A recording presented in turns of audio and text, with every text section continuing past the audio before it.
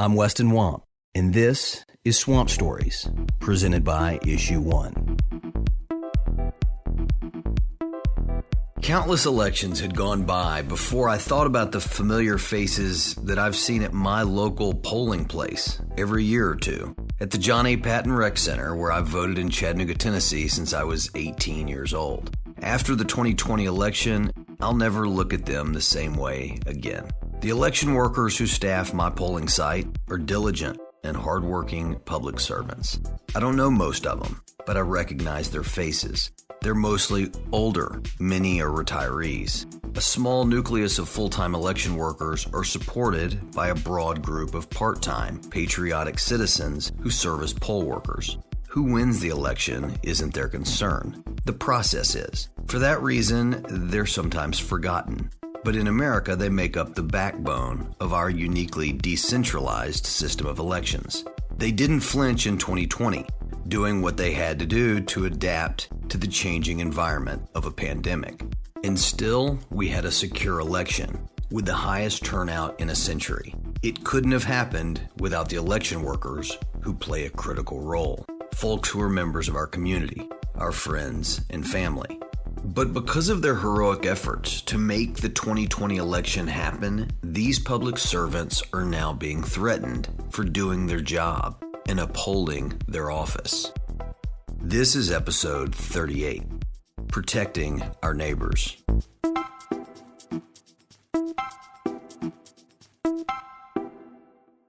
Well, there's a couple of different levels of election official that I think are sort of important to identify. So there's the permanent people, and I would be amongst permanent employees who run elections. And yes, we have seasonal employees that are brought on temporarily, and then there are the people who we consider to be on the front lines, the poll workers, and those are the people who, they may not be county employees, they may just be people who volunteer in the community. As Natalie Adona, an election official in Nevada County, California, explained, elections are run by both long-term employees and volunteers, all of whom are crucial to the process. I think we are pretty adamant about selecting people who already have a good sense of what's at stake. And what's at stake is the vote, right? But we give them specific training on what the laws are, why it's important to have things like a chain of custody procedure, why it's important to have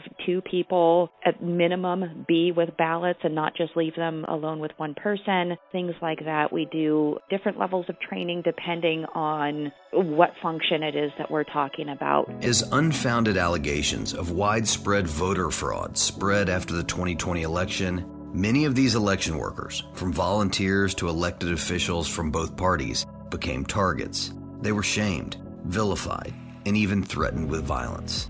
This is the cost of disinformation, and it's a big problem. It was clear some months in advance of the 2020 election that Philadelphia was going to be targeted. Not only was the former president and president of the United States at the time conspicuously mentioning Philadelphia, whether it was in the one debate where he said bad things happen in Philadelphia, or his surrogates out there like Newt Gingrich and others suggesting that the National Guard should be sent in to Philadelphia to run the election. Conspiracy theories have a way of playing on emotions such that common sense doesn't stand a chance. In hindsight, this was part of the sinister plan to undermine the 2020 elections. What seemed to be strong evidence that there wasn't widespread fraud became part of the case for a rigged election.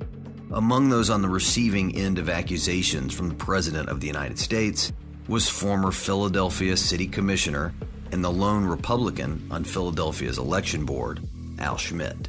Essentially, there was an attempt to disregard the outcome of that election before a single vote was cast. So it was conspicuous and you could see it coming. It's still different to see a punch being thrown your way and the punch actually hitting. So it doesn't come as you a surprise, but it's still something to endure and to go through. And there was clearly this concerted effort to have the vote outcome in Philadelphia brought into question right out of the gate with no actual proof of any wrongdoing whatsoever. And ironically, President Trump outperformed in Philadelphia in 2020 compared to 2016. Schmidt recalls the moment he realized what was going on as the results came in on election night.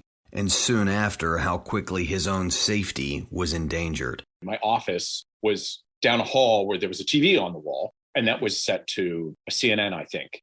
And I was walking past at 2 or 3 in the morning on election night, and the former president was saying, "Why are they still counting in Philadelphia? The election's over. Polls closed at 8 p.m. All the votes should be counted." And that was clear when I knew and muttered to myself out loud, like, here it is. He's doing. He's going to try to prevent our voters' votes from being counted. Republican voters, Democratic voters, independents, non-affiliateds, and others, to try to prevent our votes from being counted.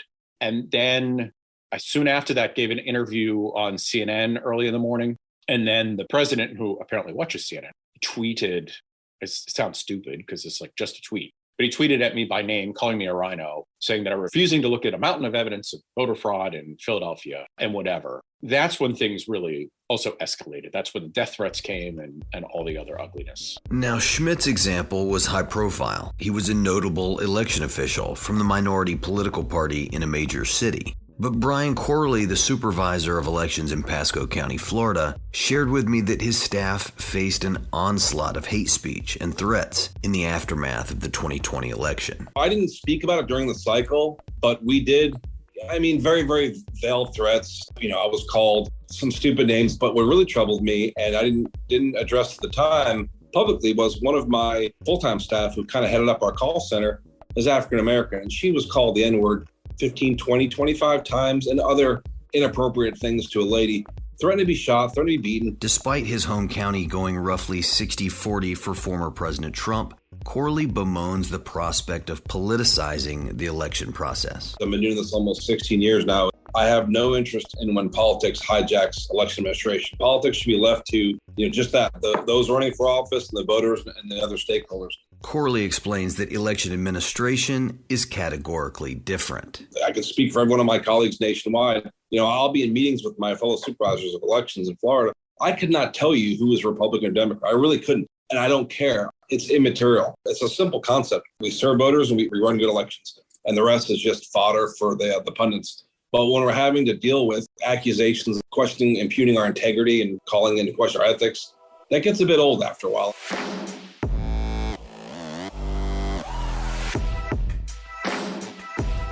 We'll be right back.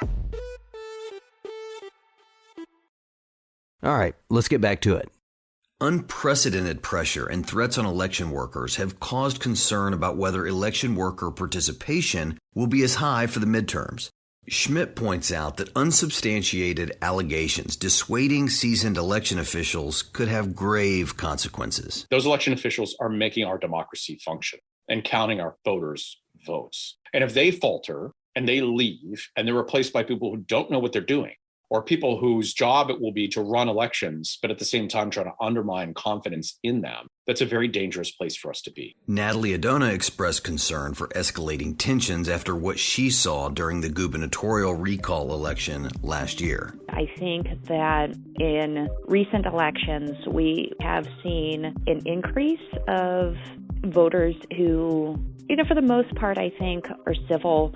They understand that, everyone's just trying to do their job and do their best. But my vote center workers had expressed that some of them were very surprised by how aggressively some voters came at them if, they had to, for example, explain the rule on no electioneering, or might have been sort of generally distrustful of the 2020 election, sort of stuff of that nature. So I think that it's hard to say whether that is a sort of increase of intimidation, but it was something that was noted in the recent gubernatorial recall that we had in California. So yeah, I think it is definitely a concern. It's something that I had included in the vote center training module, just to give these workers a heads up that they may encounter situations that could be difficult, and to give them some tactics to de-escalate situations and, just get the voter in, get them voting, and send them along their way. Even in the face of such difficult and unknown circumstances, for his part, Corley is optimistic that election workers will return. I think we're going to be okay. We've done some outreach to them. We've not really seen a huge tsunami of those who are not wanting to come back. But it's something that keeps me up at night worrying about that. We shouldn't even have to have this discussion, quite frankly. It's almost embarrassing, but it is something that's a concern, but I think ultimately we'll be okay. It's a testament to their character that our friends and neighbors, like those that help run elections in Corliss County, are not deterred from their duty, given the hostility that they've seen. And this is important because the stakes could not be much higher as election officials begin to recruit part-time election workers and volunteers in advance of the 2022 midterm elections. Issue 1's legislative director, Elise Workus, is actively engaged in efforts to find bipartisan consensus on legislation that would protect election workers for the first time in our country's history. I think there's a lot to be done at the state level. And what I know is there's a lot that Congress and the federal government generally can do to support election officials at this point.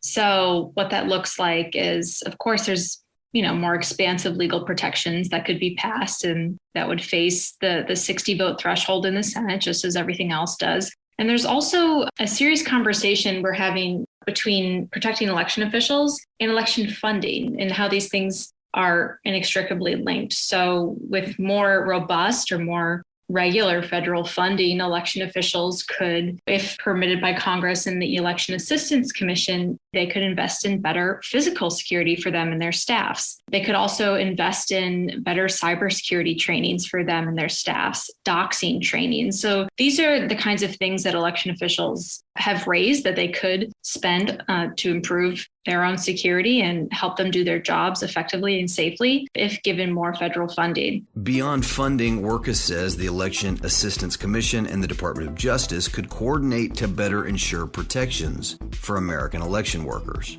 Attorney General Garland set up a task force specifically addressing this threats problem this summer, and they are investigating current threats to election officials, but there's still a lot more they can do and a lot more guidance that they can provide to election officials who are on the receiving end of a lot of this negativity and threats. On the next episode of Swamp Stories, we'll look at the overwhelming body of evidence that social media has played a corrosive role in our politics and talk to experts about what the road back to civility looks like. Thanks for listening to Swamp Stories, presented by Issue 1, the country's leading political reform organization that unites Republicans, Democrats, and independents to fix our broken political system. Please subscribe to the podcast and share it with your friends. Even better, rate and review it on iTunes to help us reach more listeners. You can find out more at swampstories.org. I'm your host, Weston. A special thank you to executive producer Ethan Rohn, senior producer Evan Ottenfield, producer Sydney Richards, and editor Parker Tant from parkerpodcasting.com. Swamp Stories was recorded in Tennessee, edited in Texas, and can be found wherever you listen to podcasts.